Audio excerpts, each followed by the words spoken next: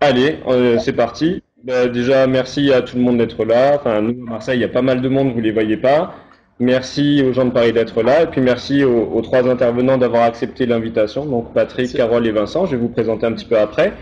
Tant qu'on est au remerciement, on va remercier aussi quand même nous ici, Canopé, la DAN à Paris aussi, et puis les partenaires médiatiques, à savoir le Café Pédagogique, Ludomag, Educavox, Vounouil, le cahier pédagogique, et puis le ministère qui nous aide dans l'organisation de la CLISE.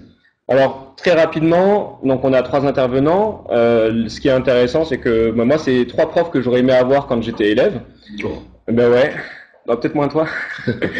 Donc on a Carole à Lille en fait qui est prof dans le supérieur en droit et qui a monté une licence et un master en classe inversée. Donc du coup on pourra en parler un petit peu. Donc là on est sur le supérieur. À Paris pardon on a Vincent Fayet donc lui qui est au lycée d'Orient en SVT et qui est on va dire la figure de proue de la classe mutuelle. Donc on va dire plutôt l'enseignement par les pairs. Et puis à côté de moi, Patrick Saoula, donc la pédagogie tout couleur, et puis le concept de la salle ouverte qui essaime en France et puis même à l'international. Voilà. Le principe de la table ronde, on va essayer de faire 2 fois 30 minutes. Les 30 premières minutes, elles vont être par rapport aux thèmes qui sont remontés avec le formulaire qu'on avait mis en ligne. Et la seconde moitié, les 30 minutes qui restent, ce seront les questions posées par les gens qui seront à Paris ou à Marseille, ou peut-être en ligne s'il y en a qui y ont accès. À savoir qu'il y a un Padlet. Alors ici, on a mis des QR codes, donc vous pourrez vite venir scanner si vous voulez poser la question sur le Padlet. Il y en a aussi ici, pour qu'on puisse voilà, avoir de l'interaction entre les gens qui assistent à la visio et puis les trois intervenants. Voilà, donc du coup, la première question qui est revenue très souvent, c'est la question du pourquoi. C'est-à-dire qu'est-ce qui a fait qu'à un moment donné, vous êtes posé la question de ce que vous faisiez et vous êtes mis à changer votre manière de fonctionner. Et moi, j'aimerais bien entendre Carole en premier, parce que c'est vrai qu'en plus, comme c'est le supérieur, on imagine que c'est beaucoup plus difficile à bouger que quand on est, entre guillemets, seul dans sa salle de classe avec les élèves. Alors, bonjour à tous. Alors moi, quand on a réfléchi à ce changement, c'est parce qu'on s'était rendu compte que les étudiants avaient changé aussi dans leur manière de se comporter, qu'ils quittaient l'amphi, qu'ils prenaient les notes, enfin, ils ont mandaté un avec un ordi, et ensuite ils se passaient la clé USB. Donc on avait des amphis qui se vidaient, ce qui était problématique. Et puis ensuite, ça ne va pas? Il y a un problème de son? Ah bon? Là, on a eu Ok, d'accord. Donc, on avait des amphis, un qui se vidait et deux, des étudiants qui demandaient plus d'interactivité. On a un petit amphi à la Cato, c'était un amphi de 500 à l'époque à la fac de droit. Et les étudiants sont forts en interactivité avec les profs et ils demandaient plus d'interactivité qu'un cours descendant. Donc voilà ce qui nous a fait réfléchir à comment modifier les cours dans la licence tout d'abord et ensuite dans le master. Ok, bien, merci Carole. Du coup, je ne sais pas si à Paris vous avez entendu, on n'a pas tout eu, mais l'idée c'est qu'en fait il y avait un besoin d'interactivité de la part des élèves vis-à-vis des enseignants, c'est ça? Oui, c'est ça. Oui, oui. Les étudiants voulaient pouvoir discuter avec les profs dans l'amphi et poser les questions quand ils ne comprenaient pas. Ok, merci. Vincent, peut-être toi, ton changement, il est venu de toi ou il est venu de tes élèves? On a perdu Vincent. Patrick, Ah, ce sera plus pratique pour nous. alors, non,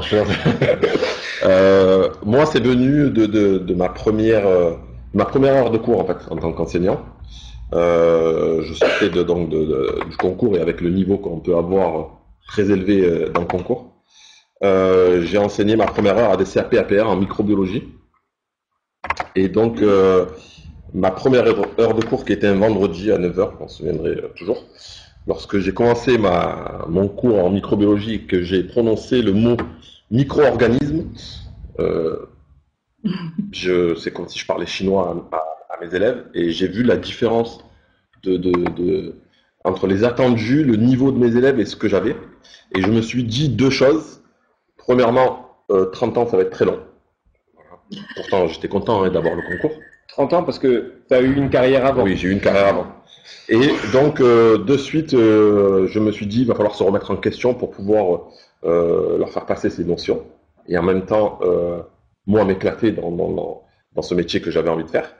Et la deuxième chose que je me suis dit, c'est qu'est-ce que je vais pouvoir mettre en place à côté de mon enseignement, sur mon temps libre, mais dans l'établissement, qui va faire que tous les jours, j'ai envie de venir. Voilà. Donc, à partir de là, ça a commencé. Vincent, du coup, tu es de retour. Toi, qu'est-ce qui a fait que tu as changé ta façon de fonctionner? Alors, moi, déjà, à la base, je pense que un enseignant disruptif. Dès que j'ai commencé à enseigner, première année, je me suis retrouvé sans tuteur, donc j'ai été un peu livré à moi-même, ce qui m'a donné un peu le goût de l'expérimentation et de travailler différemment. Ce qui a été vraiment l'élément déclencheur me concernant, ça a été de lire dans le dictionnaire de pédagogie de Ferdinand Buisson la définition de la salle de classe. La salle de classe est le lieu d'apprentissage où les élèves sont nécessairement assis, immobiles et silencieux. C'est une définition qui date du 19e siècle. Et un jour, à la fin d'un cours, je me suis retrouvé face à mes élèves. Et là, j'ai eu la réminiscence de cette définition. Et je me suis dit, mais mon Dieu, rien n'a changé. J'ai des élèves en face de moi, assis, immobiles et silencieux. Et je leur ai dit que si on allait déterrer, pardonnez-moi l'expression, un enseignant du 19e siècle, il pourrait tout à fait faire court, étant donné que l'environnement est le même. Et donc, partant de là, nous avons modifié petit à petit la salle de classe. Donc, mon entrée, c'est vraiment une entrée par la salle de classe. Alors, est-ce que tu pourrais juste reprendre la fin parce qu'on t'a pas entendu en totalité? Ah, ça s'est arrêté où? Donc, ce que je disais, c'est que mon entrée, en fait, c'est faite via la salle de classe. C'est la prise de conscience que la salle de classe n'avait pas évolué depuis dans nos 100 ans, qui a fait que je me suis dit qu'il fallait investir l'espace et qu'il fallait le faire surtout avec les élèves. Ok, merci. Je vais tenter un truc, c'est que je vais vous couper les micros quand vous ne parlez pas. On espère que ça fonctionnera, ok? On tente.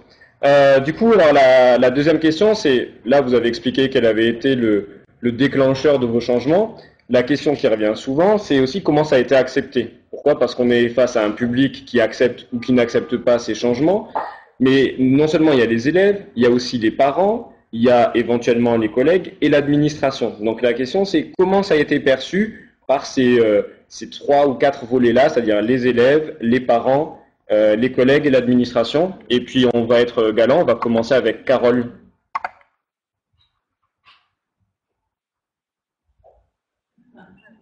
Nous, chez nous, les étudiants ont été particulièrement intéressés par le système parce qu'on leur donnait la parole et puis on a construit un peu les choses avec eux. Tout à l'heure, avant que ça ne commence, il y a un étudiant justement qui m'a aidé à construire cette licence inversée qui est passée. Donc, pour les étudiants, comme c'est fait avec eux aussi, c'est accepté. Pour les enseignants, on s'est basé sur des volontaires. C'est-à-dire qu'on n'a pas imposé le changement à tout le monde et je ne voulais pas parce qu'il faut que ça se fasse dans les meilleures conditions. Donc on n'a pris que des enseignants volontaires sur les matières fondamentales et donc ça s'est bien passé. Alors on en est à la 5e année, on est encore en train de régler régulièrement les choses qui vont moyennement. L'administration a accepté aussi de jouer le jeu. Parce que je les ai accompagnés et on a véritablement mis les moyens en œuvre pour qu'ils puissent comprendre et ne pas se retrouver tout seul. Enfin, on a une secrétaire par année de licence et il ne fallait pas que la secrétaire se retrouve toute seule à devoir gérer les emplois du temps, etc. Donc, elle était accompagnée. C'est passé du coup relativement facilement. Et pour les parents, on est quand même à la fac, mais pour autant, c'est une fac privée. Donc, forcément, les parents sont partie prenante.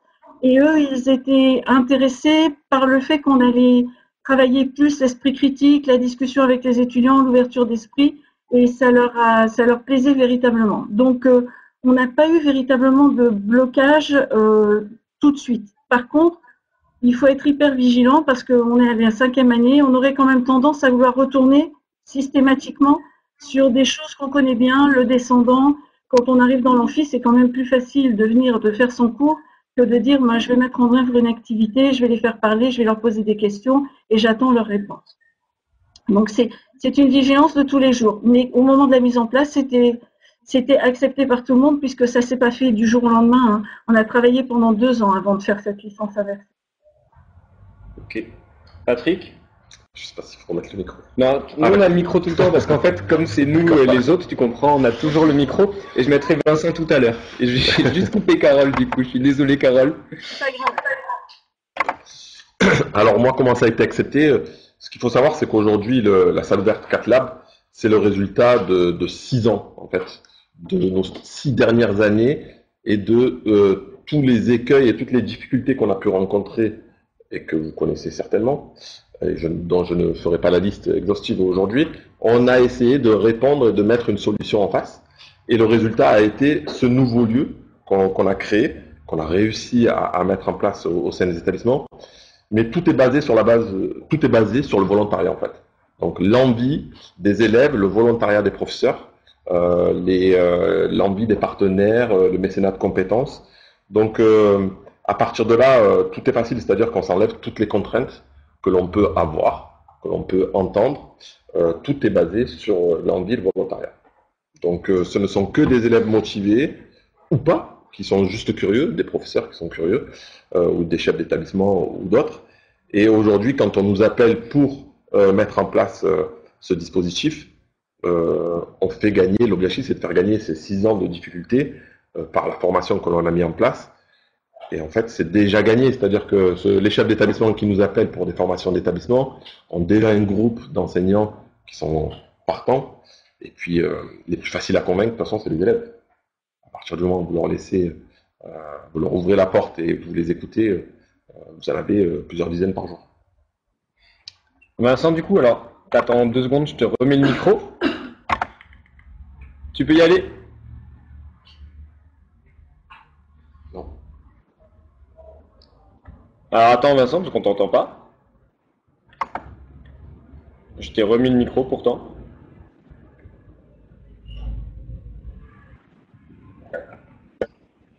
Vas-y, essaye. Ah, Ça marche, oui. C'est bon? ouais. Oui.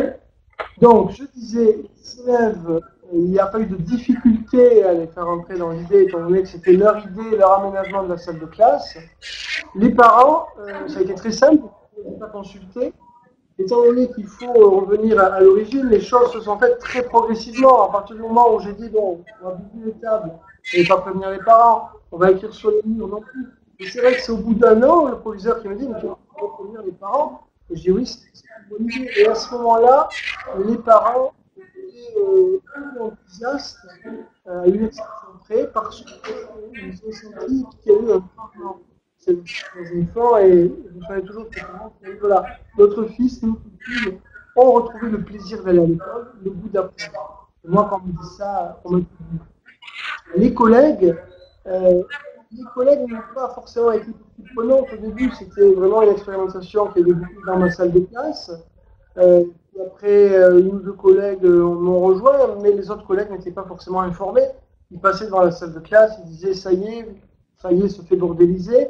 Et les élèves qui écrivent sur les murs et qui sont debout, qui ont bougé les tables, petit à petit, ils sont rentrés dans la salle de classe, ils ont vu les tableaux au mur, ils ont dit tiens, voilà, peut-être une façon de travailler différemment. Et chacun se l'approprie à sa façon, parce que c'est très parlant. Et il n'y a pas de difficulté technique avec des tableaux et des stylos, contrairement avec le numérique, comme on le voit maintenant. Et le chef d'établissement, lui, a vraiment été moteur. À partir du moment où j'ai décidé d'écrire sur les murs, je savais que derrière, il faudrait des tableaux. Je lui ai envoyé un texto, je lui ai dit, faites chauffer la carte bleue. Il m'a dit, pas de problème. Donc, quand on est dans une relation de confiance comme ceci, forcément, ça ne peut que fonctionner. Ouais, parce qu'il faut quand même préciser un truc, c'est que Vincent, pour avoir des tableaux, n'a pas demandé à avoir des tableaux. Il a d'abord fait écrire les élèves sur les murs au feutre, et après il a dit, ah, mais du coup, on peut plus effacer, il faudrait des tableaux.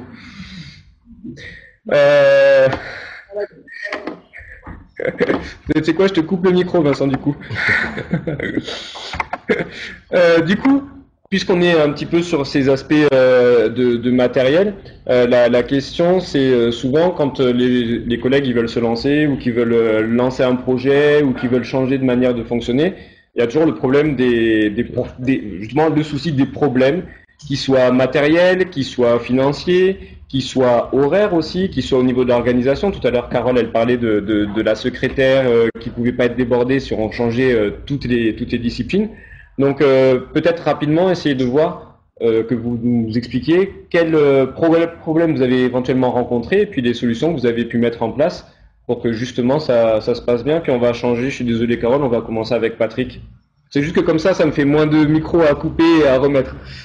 Alors, concernant le frein numéro 1 qu'on pourrait avoir, mais qu'on a partout dans l'entreprise ou même dans l'école, c'est le financier. Et nous, on est parti du constat qu'on a appelé le double zéro. C'est-à-dire qu'il y a 0 pour les enseignants et 0 pour les projets. Donc, il n'y a pas d'argent. Donc, à partir du moment où on sait qu'il n'y a pas d'argent, tout est possible. C'est-à-dire que on s'enlève le premier frein qui pourrait nous faire dire bonjour, on veut faire quelque chose. Est-ce qu'il y a de l'argent? Non. Bah alors du coup on s'arrête. Donc nous on sait qu'il n'y en a pas et on a développé toutes les stratégies possibles et inimaginables. Et donc on s'est tourné vers l'extérieur. Donc on est allé chercher des financements à l'extérieur. On a décroché notre téléphone et on a appelé, on a vendu notre façon de faire sur nos valeurs, sur notre façon de travailler. Donc les partenaires sont venus énormément en mécénat de compétences ou en temps, en bénévolat ou en volontariat. On est devenus des spécialistes pour répondre à des appels à projets. Sur mon établissement, en 2 ans, on a réussi à avoir plus de 60 000 euros de financement, d'argent. Et je ne vous parle pas de tout ce qu'on a réussi à avoir en termes de temps. Et ça fait partie de notre façon de faire, c'est-à-dire que là où on va mettre en place toute une façon d'appréhender les projets et le financement différente, c'est-à-dire qu'on va apprendre aux gens à aller chercher ailleurs, à aller demander de l'aide, à faire appel aux compétences des élèves ou des autres professeurs. Et puis on se rend compte que il y a beaucoup de gens qui ont envie d'aider et il y a beaucoup d'argent, mais pas forcément dans l'éducation nationale. Voilà. On va continuer avec... allez, on va faire Vincent cette fois-ci. Je te remets le micro. On va juste espérer que ça marche rapidement. On t'entend toujours pas. C'est le temps que ça arrive de Paris en fait. Ça va beaucoup plus vite de venir de Lille que de Paris. Vas-y, essaye. Paris-Bordeaux-Le-Mans. Bon, là c'est bon là. Donc, je disais, j'ai bien apprécié ce que je viens d'entendre. Donc, s'il y a de l'argent et des gens qui ont envie d'aider, on va se voir là tous les deux. Patrick qui va me donner des noms, des adresses, puisque c'est une, il va parler en plus. C'est une démarche très intéressante et qui n'a pas été la mienne. Justement, on allait chercher des investissements privés. Ça n'a pas été le fond de ma démarche. Moi, ce qui m'intéresse, c'est la salle de classe ordinaire. J'en ai vu des salles de classe magnifiques avec des tableaux interactifs sur les murs, avec des 100 mètres carrés au sol, avec des robots qui s'appelaient dans la salle de classe. C'est des salles de classe un peu Star Wars. Moi, j'aime beaucoup la science-fiction, mais moi, ce qui m'intéresse, c'est la réalité. Quand on a vu des salles de classe, quand on a des étoiles plein les yeux et qu'on retourne dans sa salle de classe de 45 mètres carrés, comment on fait?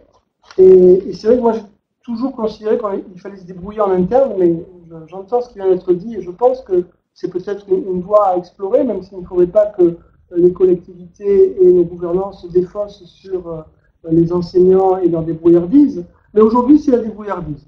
Aujourd'hui, les tables et les chaises, on se débrouille pour les financer nous-mêmes. Les tableaux, on les finance nous-mêmes. Le canapé qui est dans ma salle de classe, on l'a récupéré pratiquement dans la rue. Alors, ce n'est pas sans poser des difficultés et des problèmes de réglementation, mais ça, c'est un autre point. Donc, la première difficulté, c'est d'arriver à fédérer les énergies en interne. Il y a beaucoup de chefs d'établissement qui veulent mettre les moyens, parce que ça ne coûte pas finalement très cher d'équiper différemment les salles de classe. Il serait temps, je pense, que les collectivités osent franchir le pas et essayent des expérimentations à plus grande échelle.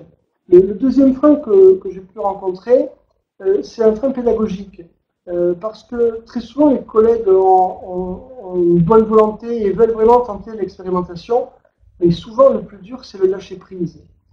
Parce que moi j'ai été progressivement dans le bain, dans la marmite, et j'ai lâché prise progressivement. Un collègue qui arrive et qui se retrouve devant une classe mutuelle avec des élèves qui vont bouger, qui vont parler entre eux, qui vont circuler, parfois ça peut être un petit peu difficile. Donc ce qu'il faut faire, à mon sens, c'est y aller très progressivement. Voilà, tu peux me recouper le micro. J'ai dit. Merci. C'est ça, je te coupe le micro et du coup je vais mettre le micro de Carole.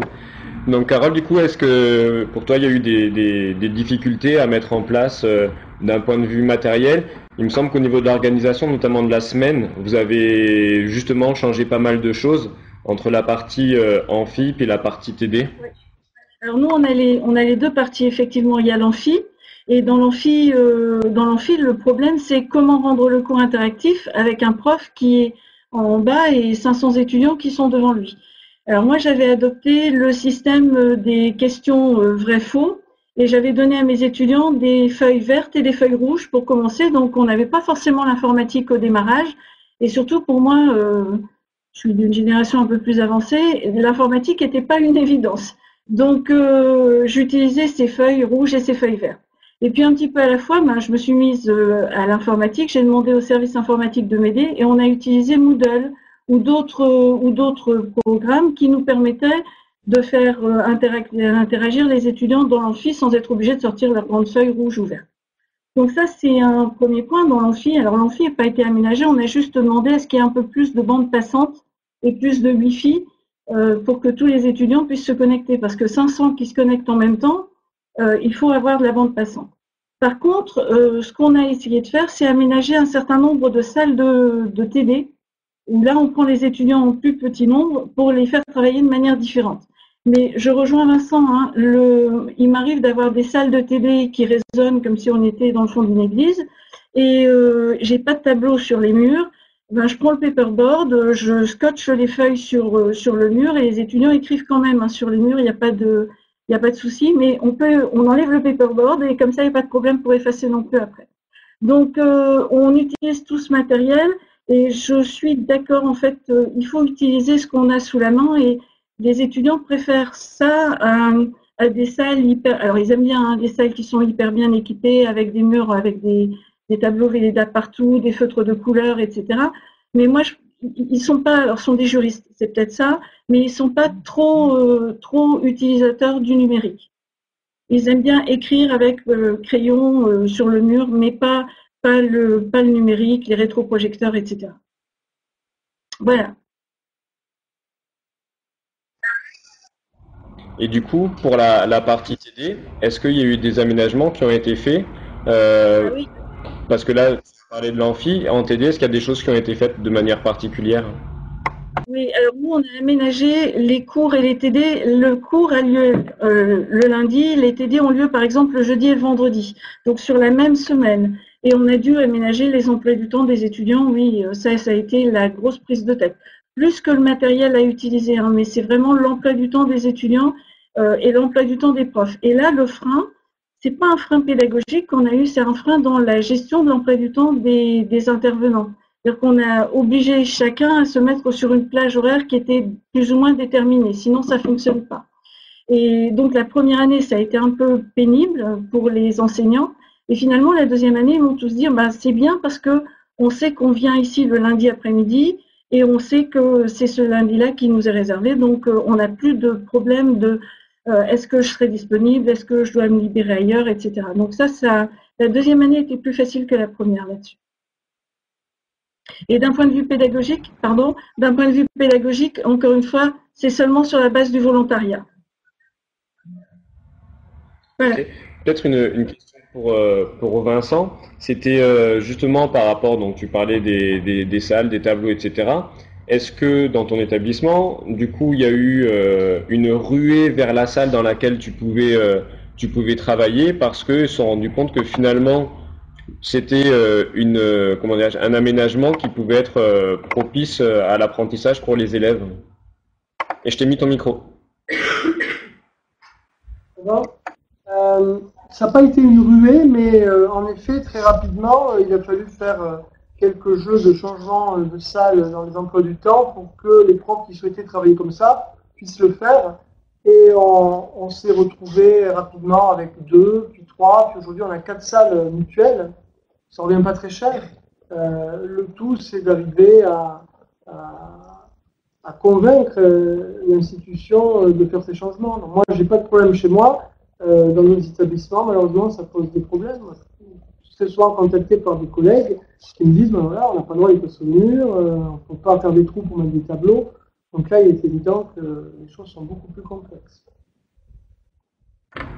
Et, alors, moi, je vais avoir une question peut-être pour Patrick, parce que le principe de la salle ouverte, c'est que c'est une salle à laquelle les élèves ont accès quand ils le souhaitent pour travailler sur leur projet accompagnés par l'enseignant. Est-ce que tu as des collègues qui, du coup, ont trouvé la salle intéressante et se sont dit, tiens, pourquoi pas essayer de faire cours dedans? Alors, cours dedans, non, jamais. Mais ça pourrait. C'est-à-dire qu'alors, un cours comme on l'entend, non. Mais sur chaque projet où où les élèves sont accompagnés d'un professeur, à tout moment, c'est des mini-cours. C'est-à-dire que l'enseignant dedans n'est pas forcément il ne va pas enseigner sa matière. C'est un expert pédagogique. Il va apporter ce qu'il sait faire de mieux, la pédagogie. Mais en même temps, si c'est un professeur de maths, il va pouvoir donner des indications ou en français préparer des exposés, travailler sur l'oral, etc. Personne ne sait approprier cette salle comme une salle de cours. L'objectif, c'est surtout que ça ne soit pas une salle de cours traditionnelle. De toute façon, elle est aménagée de façon différente, peut-être totalement différente. On a des îlots qui sont, voilà, c'est un laboratoire de création, d'expérimentation. C'est vraiment quelque chose de différent. L'objectif, c'est vraiment qu'on puisse venir l'ouvrir à tout le monde et que les élèves, peu importe l'étiquette qu'on peut avoir en tant qu'élève ou en tant que professeur, venir avec son idée, se créer une équipe de composée du professeur qu'on aurait toujours voulu avoir mais qu'on n'arrive pas à avoir pendant son cursus, ou du copain avec qui on aimerait faire le projet mais on n'est pas dans la même classe. C'est un lieu de rencontre qu'on va créer ensemble. À ce jour, c'est vraiment pas l'objectif de pouvoir la transformer en salle de cours. Et il faut qu'elle reste comme un sanctuaire, un lieu autre qui permet aux enseignants, quand ils sont dans leur classe et qu'ils veulent aller plus loin dans leur projet avec un groupe et le proposer également aux autres élèves, c'est de venir dans ce lieu-là et de pouvoir le faire. Voilà. Moi, l'idée, c'est qu'on l'a construit comme quelque chose en complément de l'enseignement traditionnel et surtout pas à la place de. Avec quand même un point important, parce que moi je me souviens quand on avait fait la table ronde au clic, la première chose à mettre dans la salle ouverte, c'est la machine à café. Alors la machine à café, pas la machine à café comme on pourrait l'entendre où on appuie sur un bouton, non, c'est vraiment la machine à grains, porte-filtre, etc. Donc tout ça, ça a une importance, effectivement. Je vous explique. Ça rigole ici, c'est oui, pour ça. C'est ça. Ça a une vraie importance. Qu'est-ce que je veux dire? On va déborder un tout petit peu sur la partie où c'est moi qui pose les questions, puis après on va écouter les gens. Alors, je pense que les gens sont tellement absorbés par ce que vous dites qu'ils n'ont pas posé des questions sur le paddock, mais c'est pas grave, ils viendront ici. Vas-y, pose des questions à Vincent ou à Carole. La question, c'est pour terminer, c'est s'il y avait un ou deux conseils à donner, soit sur les choses à faire ou les choses à ne pas faire, ce serait quoi? Alors on va commencer avec Carole. Le temps juste que je mette ton micro, Carole, excuse-moi. Voilà, Carole, normalement ça devrait fonctionner. Alors, moi, les choses à faire, c'est mettre pour que les étudiants travaillent dans de bonnes conditions. Alors, pas dans l'amphi, hein, mais dans la salle de TD. Effectivement, la machine à café, alors c'est un peu compliqué parfois de la transporter, mais je ramène parfois le petit-déj ou je laisse les étudiants organiser des petits-déj parce que mes cours commencent tôt. Donc, je trouve qu'ils travaillent beaucoup mieux quand ils sont dans une ambiance un peu plus conviviale. Donc ça, c'est le premier point. Deuxième point, accepter les échecs et les erreurs. C'est-à-dire qu'on va rencontrer forcément des choses qui vont pas aller. Il faut les laisser se dérouler et il faut les analyser pour qu'ensuite on puisse trouver la bonne solution. Donc moi, c'est ce que je fais toujours ici et c'est ce que j'ai demandé à chaque enseignant de faire, c'est-à-dire de ne pas se focaliser sur l'erreur en disant bah du coup je reviens au système ancien et j'arrête ce que je suis en train de faire. Au contraire, continuer et puis se dire bon voilà, là j'ai fait ça, pourquoi je l'ai fait, comment c'est arrivé et faire en sorte que ça ne se reproduise plus ou construire dessus. Voilà. Ce serait les 2 points sur lesquels j'interviendrai. Un point qui serait peut-être un peu plus négatif et puis la bonne ambiance quand même, c'est important. Merci. On va écouter Vincent, quand j'aurai remis son micro. Vincent, normalement, ça devrait fonctionner. Oui, on m'a dit de parler très fort. Est-ce que c'est mieux comme ça? Oui, bon, parfait. Qu'est-ce qu'il faudrait faire? J'ai envie de prendre un point un peu plus général et je dirais ce qu'il faudrait faire, c'est revenir aux fondamentaux et se poser les vraies questions. Qu'est-ce que l'école? Qu'est-ce qu'on attend des élèves? Et quand on réfléchit à cela, on se rend compte que l'école, avant tout, c'est apprendre, c'est un acte social. Et donc, il faut mettre les élèves dans ces dispositions où ils peuvent apprendre les uns des autres. Ils s'en sont déjà rendus compte au XIXe siècle, on s'est même rendu compte bien avant, mais il serait temps au XXIe siècle qu'on utilise tout ce qu'il est possible d'utiliser pour mettre les élèves dans les dispositions qui feront que l'école sera utile. Et donc, il faut se poser les vraies questions. Qu'est-ce que le plaisir d'apprendre? Qu'est-ce que le corps de l'élève? Et qu'est-ce que l'acte d'apprentissage? Voilà. C'est un peu large, mais pour moi, c'est vraiment les véritables questions qu'il faut se poser. Voilà. Et puis on va écouter Patrick. Alors j'en profite le temps que je mette les micros. Les personnes qui sont à Paris, puis les personnes qui sont ici, essayez de réfléchir aux questions parce que vous allez venir les poser en fait. On va faire ça en mode direct. Alors si vous voulez pas être à la caméra, c'est pas grave, vous parlerez à côté. Mais voilà, vous allez pouvoir poser là où les questions que vous avez. Patrick, du coup un conseil, truc à faire, truc à éviter. Moi je vais partir de mon expérience et comment est-ce qu'on a construit ça. C'est-à-dire que l'idée, c'est de pouvoir proposer à tout le monde tout ce que l'on sait faire, tout ce que l'on a appris à faire avant d'être un enseignant ou un élève, c'est-à-dire toutes nos compétences que l'on a à l'extérieur de l'établissement et dans lesquelles on peut s'épanouir. Certains font de la danse, de la guitare, ou peut-être font du codage, etc. C'est de pouvoir venir les proposer, les mettre au service des autres dans ce lieu-là, et pour nous redonner, alors, je vais pas dire redonner, mais donner envie de rester dans l'établissement, de construire des choses avec les élèves. La deuxième chose alors j'en ai plein, mais je vais dire que la deuxième chose, c'est que si un jour vous ouvrez un lieu comme ça et que vous avez un élève qui passe la tête, ne le laissez pas partir. Parce que s'il vient, c'est qu'il a quelque chose à proposer, c'est qu'il a envie de se valoriser par rapport à quelque chose, et donc il faut de suite rebondir sur ses idées et pouvoir l'amener sur quelque chose qu'il pourrait présenter aux autres. Donc ça, c'est vraiment se faire plaisir et faire plaisir aux élèves. Ok. Et puis moi, je vais me permettre d'ajouter un truc, c'est aussi d'essayer de travailler à plusieurs, quoi. C'est-à-dire que dès qu'on est à plusieurs, c'est quand même beaucoup plus facile. Ça veut pas dire qu'on peut pas le faire tout seul, mais c'est quand même, ça permet d'aller beaucoup plus vite. Et puis surtout, je sais pas vous, mais systématiquement, quand on met en place quelque chose, il y a une phase d'excitation où tout va bien, et puis après, il y a un bon coup de mou où on se rend compte que finalement, il y a des difficultés, qu'il faut se remettre en cause, qu'il faut effectivement modifier, voire des fois, on n'est pas loin d'arrêter. Et le fait d'être à plusieurs, ça permet souvent de pouvoir passer cette étape-là. Alors, est-ce que on va commencer avec Paris? Est-ce qu'à Paris, il y a des gens qui ont des questions? Ou non, avant ça. Est-ce que par hasard, il y en a entre vous trois? Est-ce que vous voudriez vous poser des questions à vous trois? Alors, on a bien compris que Vincent, il aimerait bien poser une question à Patrick pour toucher des sous, mais alors il y a Adrien qui lève la main. Je vais mettre le micro à Paris parce que visiblement, il doit y avoir une question. Oui, pour ma question des sous, mais on verra ça tout à l'heure en chambre, non? On va diffuser ça comme ça. Donc on s'appelle tout à l'heure. Madame Sivial avait une remarque concernant les financements peut-être.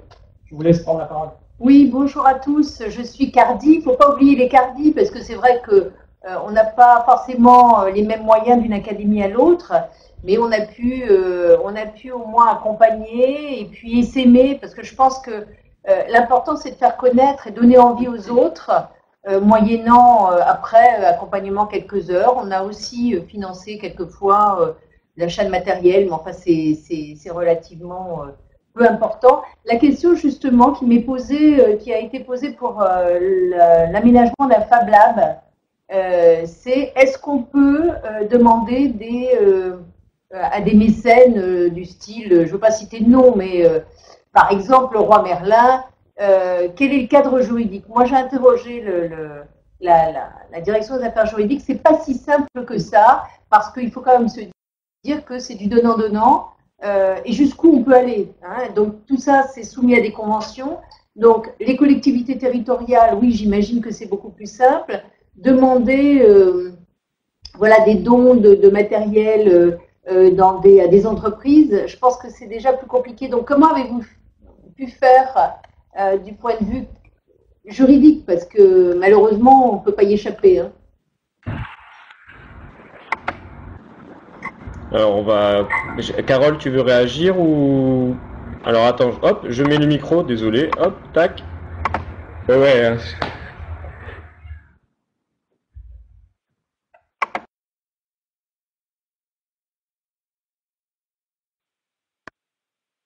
C'est bon là? On a mis des partenariats en place avec notre fond. Alors nous, on a une fondation à la Cato et du coup, on essaye de travailler avec eux pour récupérer quelques fonds. Mais on n'a pas mis alors sur la fac de droit, on n'a pas mis de Fab Lab à proprement parler en œuvre. Nous, on utilise toutes sortes de moyens pour faire travailler nos étudiants. Moi, j'utilise les Lego. J'utilise les plateaux de jeu, j'ai détourné le Monopoly, etc. Que ce soit dans l'amphi ou dans la salle de TD, l'amphi avec 120 personnes, c'est un peu sportif, mais on peut faire des choses. Les Lego, j'aime avec plus de 12 étudiants, mais ça veut dire des petits investissements, quoi. On achète, j'achète sur le Bon Coin ce que je peux trouver, et puis j'ai le feu vert de la secrétaire générale qui me donne les moyens de le faire. Et sinon, on travaille avec Leroy Merlin, mais nous, on a l'avantage ici à côté, c'est qu'il y a le Tech Shop à Lille. Et donc, c'est plus facile, on a un partenariat avec eux, et c'est plus facile de faire des échanges quand on a ce type d'outils juste à côté. Alors attends, hop. Patrick, peut-être, du coup, aussi sur les financements. Alors, déjà, je vais rebondir sur le Cardi. Ce qu'il faut savoir, c'est que nous, on est suivi par le Cardi Nice depuis 2014. Et l'ami critique, et je suis moi-même chargé de mission Cardi. Donc, c'est vraiment quelque chose qui a été très important dans notre développement. C'est ce qui nous a permis de nous poser les bonnes questions, cette remise en question perpétuelle jusqu'au moment où on a conceptualisé la formation. Et c'est aujourd'hui, je suis même chargé de suivre et d'accompagner les différentes salles ouvertes dans mon académie. Et peut-être appelé à Aix-Marseille également, et être appelé peut-être par l'académie de Paris si on m'appelle. Je pose une petite graine, ça c'est fait. On donnera les numéros de téléphone tout à l'heure. Alors en ce qui concerne les financements, nous on s'est attaché à répondre à tout ce qui est appel à projet, par exemple de la Fondation de France qui nous a énormément aidé sur aidant tous les collégiens à réussir, et tous les appels à projets qui sont, on va dire, validés ou sous contrôle du ministère de l'Éducation nationale.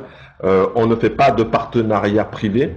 La seule chose qui est arrivée, c'est lorsque France TV nous a proposé de créer une émission, donc une saison entière de 12 épisodes avec nos élèves. C'est posé la question de pouvoir... Ce qu'il faut savoir, c'est qu'aujourd'hui, un établissement, s'il reçoit de l'argent, il ne peut l'utiliser que pour lui. Et donc, c'est posé la question parce qu'on devait se déplacer dans 12 établissements à côté. Donc, on a créé effectivement une association sous toute couleur, sous les conseils de notre recteur qui nous soutient et qui nous fait confiance. Cette association a été agréée afin de pouvoir redistribuer ces fonds que l'on avait eus pour pouvoir mettre en place nos projets. Donc aujourd'hui, même l'idée de cette association, c'est de pouvoir répondre elle-même à des appels à projets. Ça a été le cas à Vitrolles, pour lesquels on a réussi à voir. C'est l'association qui a répondu pour que la salle ouverte de Vitrolles puisse, elle, bénéficier de finances. Donc ça a été le cas, effectivement. C'est la première fois qu'on a réussi à avoir des financements pour une autre salle ouverte.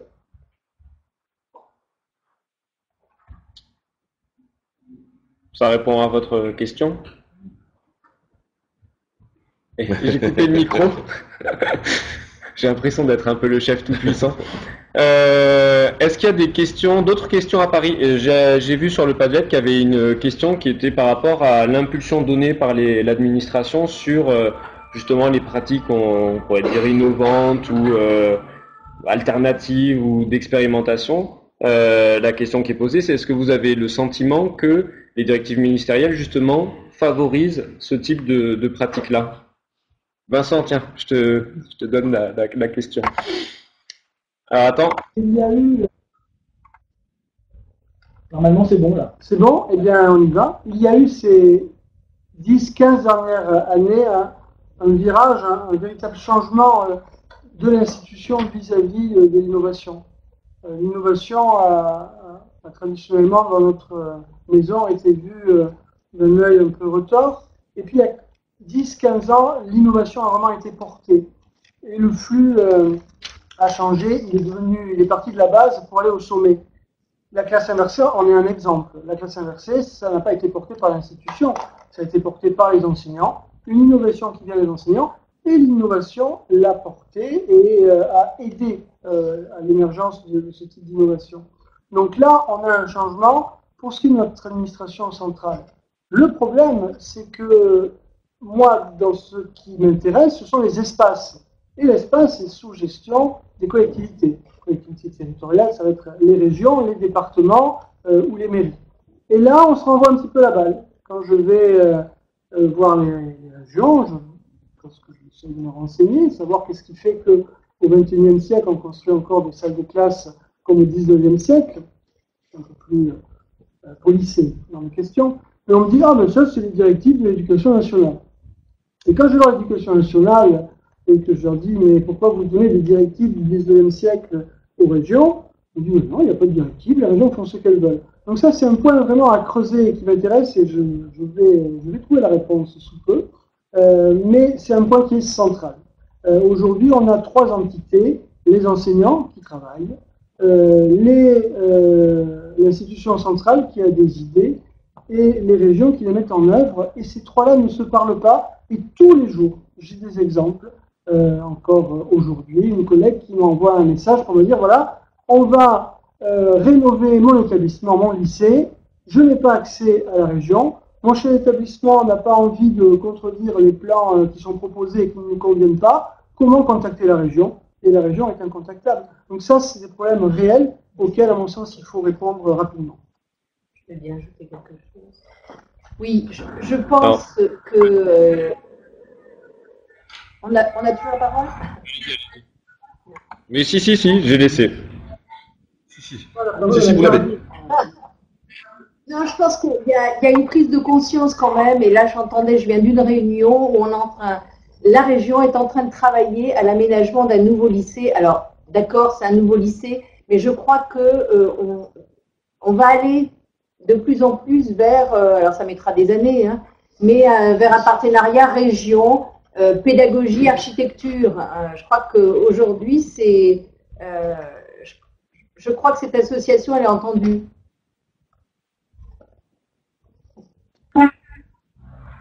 Alors peut-être Carole, justement avec toi, une particularité, c'est que tu es dans le supérieur. Alors je suis désolé Carole, on t'entend pas encore.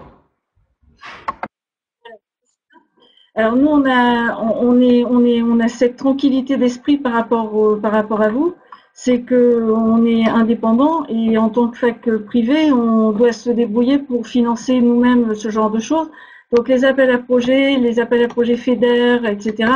Enfin, avec l'Europe, on pratique. En fait, c'est un autre métier, hein. En plus d'être enseignant, ben, quand on a besoin de choses, il faut se transformer en gestionnaire, en designer, etc., pour mettre en place toutes ces salles. Mais on n'a pas le même type de souci que celui que vous rencontrez. Nous, le problème, c'est trouver le financement pour pouvoir monter ce projet. Après, c'est vrai qu'on travaille avec des designers, on réfléchit avec les enseignants, quels sont leurs besoins. À chaque fois qu'on a une nouvelle salle qu'on peut aménager, on demande aux enseignants de venir et de dire ce dont ils ont besoin. Donc les tableaux blancs, de plus en plus, on essaye d'en mettre sur tous les murs de nos salles de cours. Puis les étudiants aiment bien se lever et puis travailler. Choisir les chaises adaptées, enfin le mobilier adapté, ça peut être quelque chose de bien. On a des chaises qui sont des chaises à bascule et les étudiants comme ça restent pas assis. Ils travaillent en groupe et on leur met du matériel qui les oblige à bouger un petit peu. Mais le financement, pour nous, le financement est plus facile plus facile. on le trouve sur des appels à projets, des choses comme ça. On va chercher dès qu'il y a 3 euros qui traînent quelque part, on met un dossier en route. Voilà. On t'entend pas. Oui.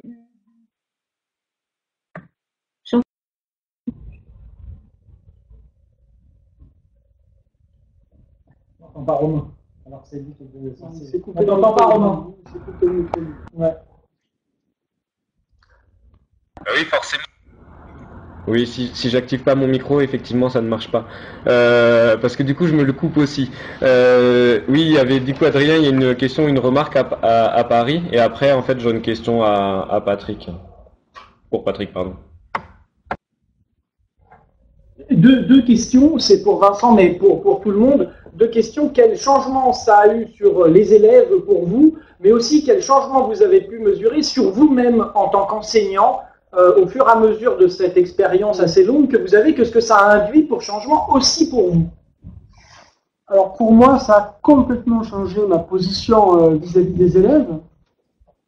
Et je dois le dire, au début, ça a été un regret parce que j'ai fait ce métier d'enseignant parce que j'avais un côté un petit peu théâtral et j'aimais bien être devant les élèves, faire le show et faire mon petit cours bien policé, bien réfléchi. Souvent, je disais, j'étais acteur et metteur en scène. Aujourd'hui, je suis régisseur. C'est-à-dire que je donne aux élèves les moyens de mettre en œuvre leur propre enseignement. Bien évidemment, je garde un regard sur ce qui se fait, mais ça a complètement changé ma position. Je ne suis plus en frontal, bien évidemment, dans les élèves, je suis au milieu de mes élèves. Et d'ailleurs, quand on rentre dans ma salle de classe, on dit, il est où Fayet? On ne le voit pas. En plus, je suis petit, donc par rapport à mes élèves, c'est encore plus difficile. Mais ma position a véritablement changé. Par rapport aux élèves, ce qui a changé également, eh bien, premièrement, c'est que c'est une salle de classe dans laquelle on leur a dit, on leur a proposé, allez-y, faites l'aménagement. Et ça peut paraître anodin, mais pour mes élèves, c'est la première fois dans toute leur scolarité qu'un enseignant leur dit, allez-y, mettez, qu'est-ce que vous voulez comme table, comment voulez-vous qu'on travaille. Donc ça, c'est quelque chose de fondateur pour eux. Après, le fait de pouvoir bouger, circuler, parler, ça libère beaucoup de choses chez les élèves. Et ce corps dont je parlais tout à l'heure, qui est complètement annihilé dans notre système, et donc ça, ce sont nos racines chrétiennes aussi, eh bien, petit à petit, il retrouve vie. Et on se rend compte que l'élève n'est pas qu'une tête, qu'il a aussi un corps. Et croyez-moi, ça change complètement la position de l'élève. Voilà pour moi. Bon, juste du coup, pour rattraper ton côté théâtral, tu fais l'acteur à toutes tes conférences, hein, on te connaît. Patrick, peut-être, ou allez, pas Patrick, du coup il s'en va. C'est pas grave, on a déjà enregistré. Patrick, du coup, après Carole. Ouais. Alors moi, je vais revenir sur effectivement la difficulté d'avoir un lieu où, avec le conseil départemental, les différents interlocuteurs que l'on peut avoir. Nous, notre particularité, c'est que c'est un lieu physique qui doit exister et nouveau. Donc, ça veut dire qu'on doit avoir un nouveau lieu dans les établissements. Donc, prendre une salle de classe, prendre quelque chose à quelqu'un, obligatoirement. Donc, soit ce sont des salles, quand on a de la chance, qui sont laissées. Et donc, l'idée, vraiment, c'est de pouvoir solliciter, au contraire, le conseil départemental ou régional pour pouvoir aménager différemment. C'est le cas avec un de tes collègue qui est à Saint-Mandrier, Philippe Mancini, oui, voilà, qui m'a appelé hier et qui me dit on a un bâtiment entre l'école primaire et le collège qu'on veut aménager, on veut mettre en place une salle verte, on va avoir une réunion, donc je vais y participer. Voilà. Je vais y participer pour pouvoir solliciter et faire prendre conscience en bas, en fait, c'est vrai, effectivement, pour que ça puisse essaimer jusqu'au jour où, en haut, ils décideront d'en mettre partout. Et quand on parle du collège de demain, moi je reste persuadé, et je le dis tout le temps, dans 4 ou 5 ans, un lieu comme on a fait, il y en aura partout. C'est sûr et certain. Ce sera peut-être pas nous. J'espère que ce sera nous. Mais l'idée, elle est là. Ensuite, ce que l'on a mis en place également pour s'approprier le lieu, c'est qu'on est en partenariat avec une école de design et des étudiants se déplacent dans les nouveaux lieux pour modéliser en fonction un peu de la charte que l'on a mis en place, pour créer un projet avec les élèves, pour qu'ils s'intéressent et pour faire découvrir également les métiers qui sont en adéquation avec leur diplôme. Qu'est-ce que ça a changé pour moi? J'ai mis en place ce que moi j'aurais aimé avoir en tant qu'élève, c'est ce que je vais pas vous raconter mon histoire, mais on le fera plus tard, si vous voulez. Mais je pense que j'ai eu le syndrome du bon élève et il m'a manqué quelque chose et je pense que je viens mettre en place ce que j'aurais aimé avoir et ce que je veux que mes enfants puissent avoir plus tard. Qu'est-ce que ça a changé pour les élèves? J'ai pas d'élèves qui peuvent vous le dire là, mais en tout cas, aujourd'hui, dans ce lieu-là, toutes les compétences personnelles des élèves, extrascolaires des élèves, que ce soit un bon élève, un mauvais élève, scolairement, hein, le comportement qui n'est pas en adéquation avec, etc. Dans ce lieu-là, cet élève-là, on va transformer ses compétences personnelles en compétences scolaires par de la validation de compétences sans notes. Ça va le motiver, ça va le valoriser, ça va lui redonner envie. Et on n'attend rien de lui, juste s'il a envie de venir, on va tout mettre en œuvre pour le pousser le plus loin. Donc à partir de là, effectivement, chaque élève a sa place. Et du coup, Carole, pour toi, est-ce que ça a changé? Alors, je suis désolé, hop, toujours pareil, le temps de mettre le micro. Le temps que le micro s'active, super. Donc, qu'est-ce que ça a changé pour toi en tant qu'enseignante, puis en tant que personne? Alors, pour les, avant moi, c'est plutôt pour les, enfin, c'est pas pour moi qu'on l'a mis en place, ni pour les enseignants en priorité, c'était vraiment pour les étudiants. Et donc, pour les étudiants, ça a changé parce qu'effectivement, ils travaillent en groupe. Et ça, c'était quelque chose qu'ils n'avaient pas l'habitude de faire. En plus, les juristes ont l'habitude de travailler chacun de leur côté, on partage pas trop. Donc là, ils sont obligés de partager et de travailler de cette manière-là. Pour les étudiants moyens, c'était un plus. Pour les mauvais, ça les a montés un peu. Pour les très bons, bah, ça a été compliqué. Parce que les très bons aiment bien faire voir qu'ils sont très bons, ils aiment bien garder leur statut de très bons. Et quand on les met dans un groupe, ils sont un peu mélangés. Donc il faut un petit temps d'adaptation. Allez, on va dire qu'il faut 2 séances, et après ça marche bien. Et en fait, on fait pas les groupes de manière, on fait les groupes de manière précise. Je mélange les étudiants en fonction de leurs compétences. Les très bons ne sont pas tous ensemble, les moyens ensemble et les mauvais ensemble. On mélange, on fait avec Jean-Charles Caillé, on fait ce qu'on appelle notre petit tournoi de football. On organise avec les très bons, les moyens, les mauvais, et puis on les mixe comme ça. Dans chaque groupe, il y a un petit peu de tout et chacun peut partager ses compétences, parce que pour moi, il n'y a pas un étudiant mauvais. L'étudiant, il n'est pas bon sur tel domaine, mais il a d'autres compétences qu'il peut utiliser. Donc ça a changé en ce sens-là, que les mauvais ne restent plus dans le fond de la classe à ne rien dire. Ils participent et du coup, ils sont partie prenante à la chose. Pour les enseignants, bah oui, on est un peu plus des tuteurs que des profs. C'est-à-dire que moi aussi, on me cherche, je suis petite aussi. On me cherche dans ma salle quand on entre. Mais ce qui a surtout changé, c'est que je laisse les portes ouvertes. Et puis, chacun peut rentrer, voir comment ça se passe. Et ça aussi, ça a été un changement pour les étudiants. C'est-à-dire que quand on a voulu mettre ça en place, on a dit il ne faut pas qu'on le fasse en petit comité restreint et qu'on se fasse plaisir nous, mais qu'on montre aux autres comment ils pouvaient faire éventuellement sans être obligés de se jeter tout seul dans le grand bain. Donc ils sont venus, ils ont regardé et on travaille finalement maintenant de cette manière-là. Et pour les profs, c'est vraiment une autre manière de travailler. Par contre, ça demande beaucoup plus de travail, préparation. Notre cours, on le connaît, hein. Tous ceux qui l'ont pris sont des personnes qui sont à l'aise sur leur matière. Mais par contre, sur la manière de procéder, c'était pas une évidence. Et donc, on travaille aussi ensemble. On échange beaucoup plus que ce qu'on faisait avant. Attends que je remette mon micro. Merci. Je sais pas, est-ce qu'il y a des questions ici? Sinon, j'en ai un. Ah, il y a une question. Vous voulez venir? Oh, je peux parler d'ici, non? Ouais, je sais pas si on entend. À J'avais côté. une question, je voulais savoir si les jeunes profs aujourd'hui vont dans les différentes académies rencontrer justement des classes en classe inversée, où ça rentre un tout petit peu en ouverture vers ce type de pédagogie. Alors, qui veut répondre en premier? Patrick? Ouais, je peux répondre. Allez, Patrick. Effectivement, avec le CARDI de Nice, on a mis. Alors, il existe un module pédagogie innovante, innovation dans le cursus des enseignants. Et moi, j'ouvre effectivement, je reçois chaque année quelques étudiants qui veulent ou qui veulent connaître, et je leur fais découvrir effectivement le lieu. Mais après, vous pouvez venir n'importe quand, n'importe quel jour. Alors, je vais pas dire que on vous amène directement chez moi, mais pratiquement, vous pouvez venir, il y a aucun souci à ce niveau-là. Et l'idée, c'est que bientôt, vous pourrez même aller à celle de Vitrolles ou à Brignoles qui est juste à côté. Hop.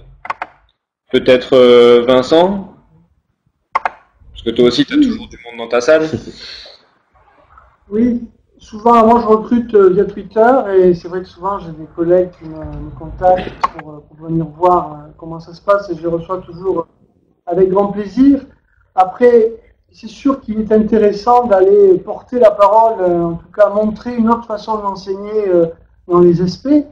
Je m'arrive de faire quelques conférences dans les SP, mais finalement, c'est pas tant les SP qui nous contactent que cela. Le programme Teach for France aussi s'est intéressé à la façon de travailler, donc j'ai été faire des conférences chez eux. Cela étant, il faut savoir, et ça toutes les études le montrent, que les jeunes enseignants ne sont pas les plus innovateurs. Parce que pour innover, il faut quand même avoir un certain recul, un peu de bouteille pour autoriser, en tout cas dans ce que je fais, les élèves à circuler, à bouger. Il ne faut pas être tout frais sorti de l'ESP, à mon avis. Je peux te dire qu'il y a des gens des étudiants de l'ESP qui sont en train de tirer la tête, là. Carole, du coup, hop, alors je remets le micro, je suis désolé, c'est toujours pareil.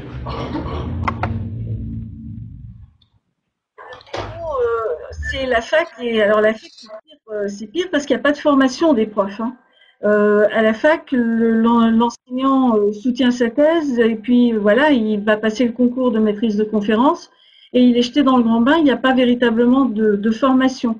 Alors, on a un décret récemment qui a décidé qu'il fallait donner des heures de cours de pédagogie aux jeunes enseignants, ce qui fait qu'on peut maintenant former les enseignants à l'innovation pédagogique. C'est vrai que c'est mieux quand ils ont du recul, mais c'est possible aussi dans la mesure où ils sont volontaires. Enfin, moi je vois pas pourquoi un jeune ne pourrait pas, enfin, ne le ferait pas. C'est mieux quand on a de la bouteille, mais si on est volontaire, ben, on va y arriver quand même. Hein.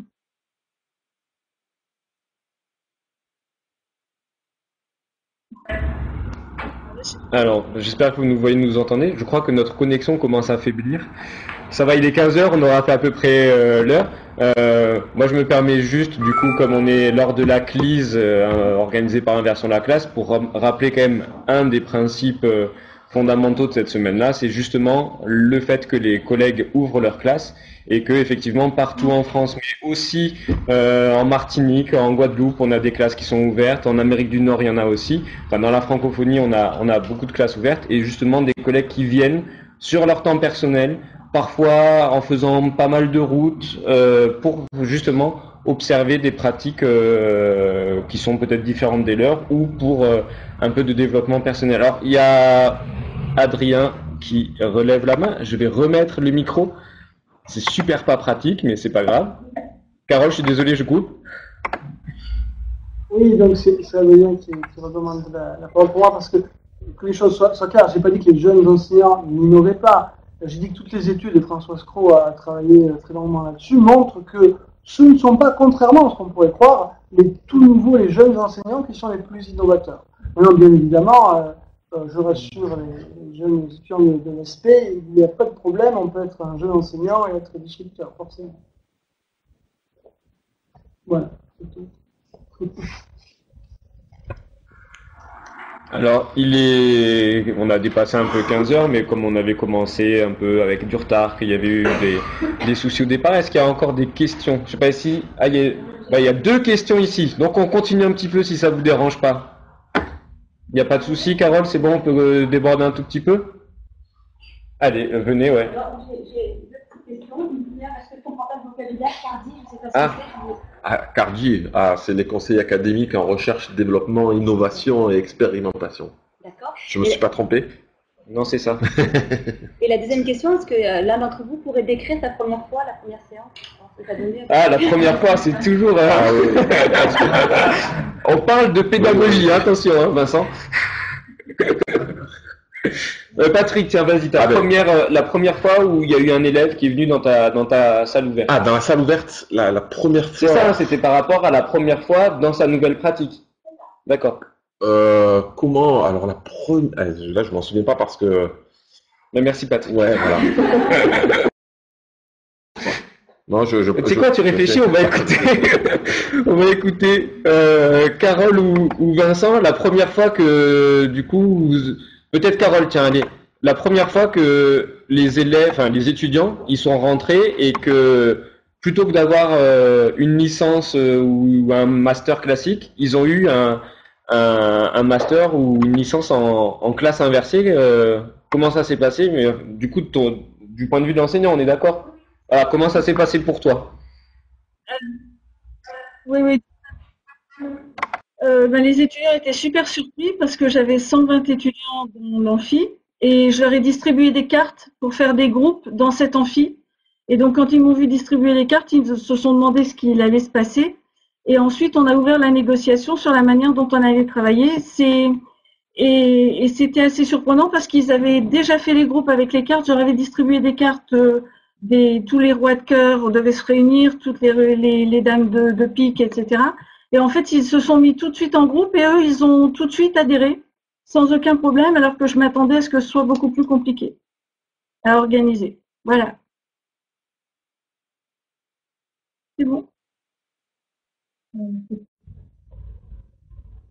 Peut-être Vincent, si tu as envie de raconter. Le micro, Vincent.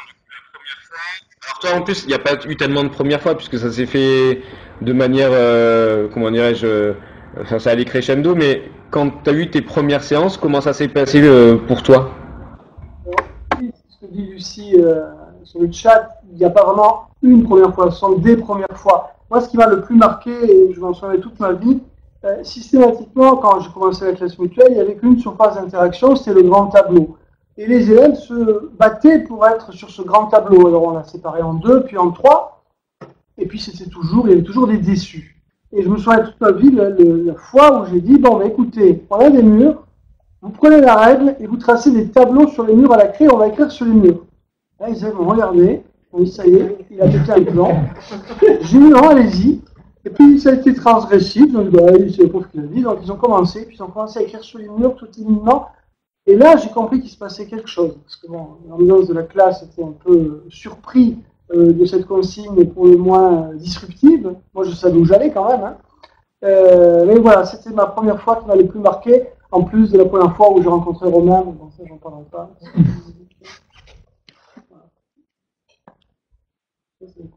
Du coup, rien à dire. J'avais encore coupé mon micro. On a 2 questions sur Marseille, donc on va continuer un tout petit peu. De toute façon, c'est moi qui décide. Je crois. Mais vous pouvez. Vous savez quoi? Hop, allez. Voilà. Bonjour. Donc moi, j'avais 2 questions concernant. Vous faisiez allusion tout à l'heure aux échecs que vous avez rencontrés. Donc c'est une question assez générale. Quel genre d'échecs avez-vous donc rencontré et comment vous avez pu les gérer? Et comment préparer une séance donc avec les élèves? Alors, qui veut commencer? Non, pas moi. Pas toi? Carole?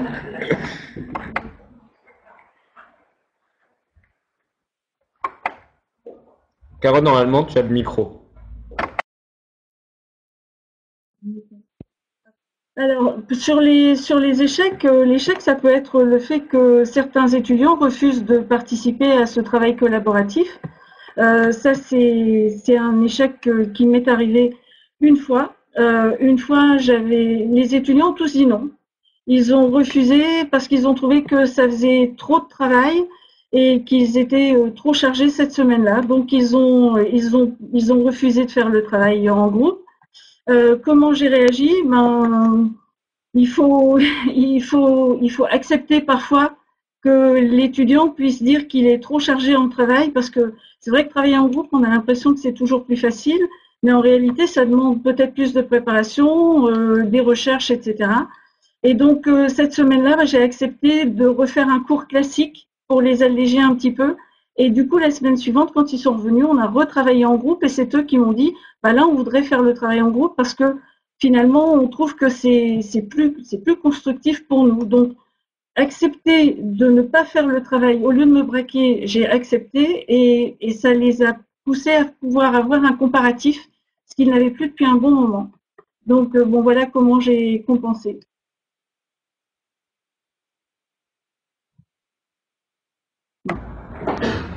Allez, Patrick, comme tu es à côté de moi, du coup. Alors, les échecs, alors si je pouvais résumer la salle ouverte CAFLAB aujourd'hui, je pourrais dire que la salle ouverte, c'est le résultat de 7 ans d'échecs. Voilà. Donc, d'où l'importance de l'expérimentation, de se remettre en question et de réessayer. Aujourd'hui, c'est ça. Effectivement, au bout de 7 ans, tous nos échecs nous ont conduit à créer ce nouveau lieu. Bon, et je préfère le dire hein, quand même pour ceux qui regardent, il a quand même été dans les 50 finalistes du Global Teacher Prize, malgré ces 7 ans d'échecs, c'est quand même, ça donne un peu d'espoir à tout le monde.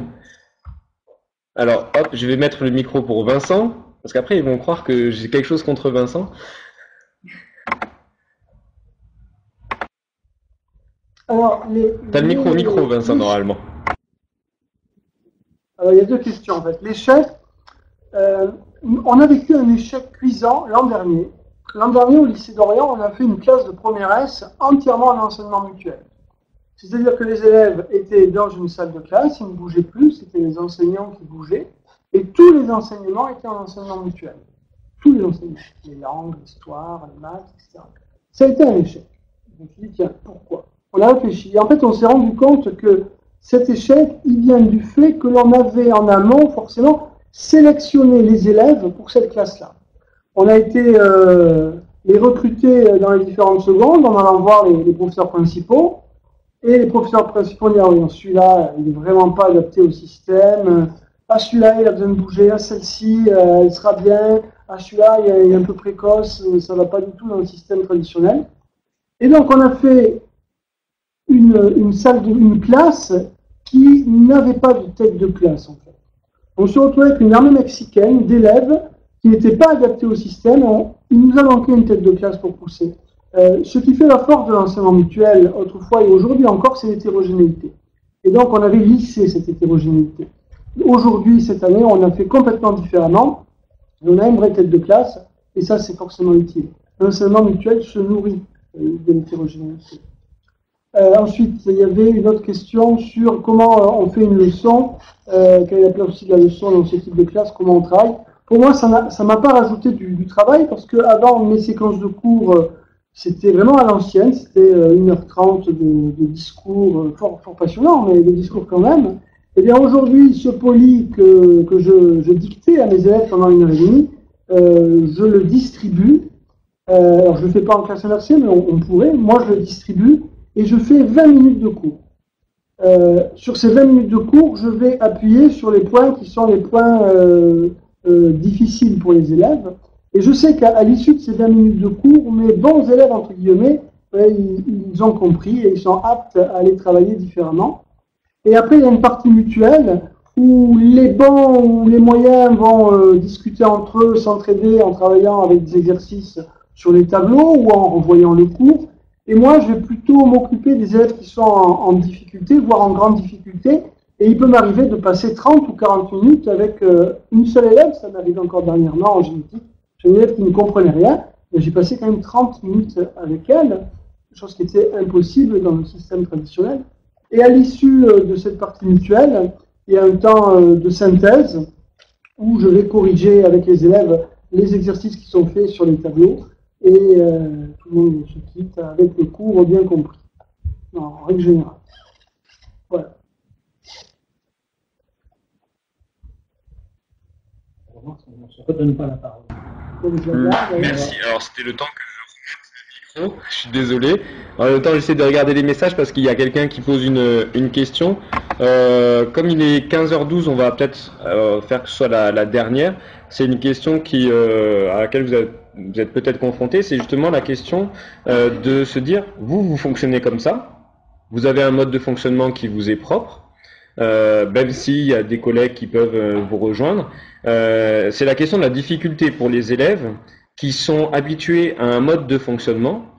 qui vont se déshabituer éventuellement de ce mode de fonctionnement quand ils vont être avec vous, et qui ensuite vont devoir à nouveau se remettre dans un moule, on va dire, traditionnel ou transmissif, avec d'autres enseignants. Et donc, est-ce que c'est pas un peu déroutant pour ces élèves, justement, de passer d'un mode de fonctionnement à un autre? Alors, on va commencer, tiens, Vincent, comme tu as encore le micro, et ensuite ce sera Carole.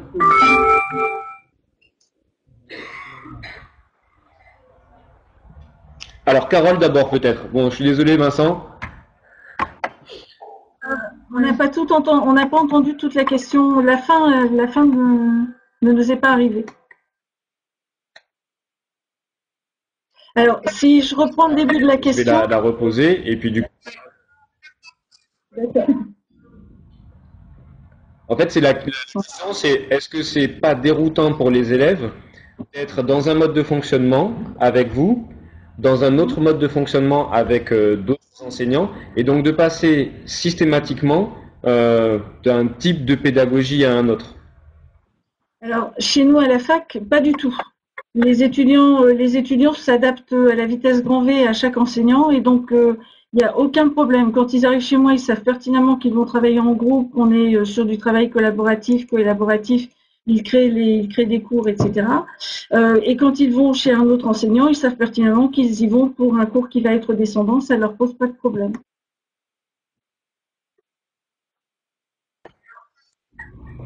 Merci Carole. On va écouter Patrick et puis après Vincent. Alors, la grande différence que l'on a, c'est que nous, ce ne sont pas des cours. C'est un lieu qui est ouvert tout le temps, où les élèves viennent sur leur temps libre. Quand ils n'ont pas cours, au lieu d'aller en permanence, entre midi et 2, quand le collège ferme, d'habitude, ils peuvent rester, ils viennent le mercredi après-midi. Donc c'est un lieu qui est différent et où les élèves ont un mode de fonctionnement différent, effectivement, où les enseignants viennent et ne sont pas forcément les enseignants de leur matière. Donc ils s'adaptent très vite. La particularité, c'est que le regard et les relations changent entre les élèves et les enseignants. Et j'ai vu beaucoup d'enseignants profiter de ce qu'ils ont vu dans la salle ouverte pour pouvoir rebondir en classe et dire voilà, je t'ai vu, je sais que tu es capable, tu peux faire différemment. Et puis même des enseignants me dire je ne reconnais pas les élèves dans ce lieu-là. Et des fois des élèves me dire ah, il est bien monsieur finalement. Voilà, donc ça change tout quoi. Vincent? Oui. Alors, je vais déjà répondre à Yannick. La correction se fait avec chaque groupe en classe entière. Elle se fait en classe entière. Bon, j'ai pas le temps de développer. Pour ce qui est de la question de savoir si c'est déroutant pour les élèves, pas du tout. Je dirais que c'est plutôt déroutant pour les autres collègues qui en ont assez de voir les élèves leur demander quand est-ce que vous passez à la classe mutuelle. Et ça, c'est vrai. Les élèves sont en force de proposition. Vous savez, quand vous avez la tête sous l'eau et que vous sortez pour prendre une bouffée d'oxygène, c'est pas déroutant. On a envie que ça dure plus longtemps. Ce qui est certain, c'est que lorsque d'autres collègues décident de travailler différemment, décident de faire de la collaboration ou de la coopération, le fer de lance de l'enseignement, ça va beaucoup plus vite et ça fait sens pour les élèves. Et les compétences qui sont acquises dans telle ou telle discipline vont pouvoir être réexploitées. Et donc là, l'enseignement prend tout son sens. Il y a une liberté d'enseignement en France, même si elle est quand même limitée, il y a une liberté dans l'enseignement. Il est certain que si on pouvait se coordonner, tout en gardant chacun ses critères personnels, ça ferait sens pour les élèves, ce serait beaucoup plus facile et on irait beaucoup plus vite et on irait beaucoup plus loin.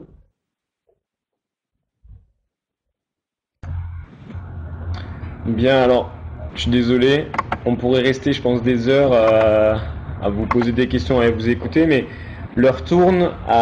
Ici, on a un peu un programme parce qu'on a des ateliers qui vont suivre. Et puis, on va aussi faire en sorte qu'il y ait des échanges à Paris avec Vincent et puis ici avec Patrick. Je voulais vous remercier tous les trois. Un très gros merci à Carole parce que c'est vrai que Carole, on se connaissait pas du tout.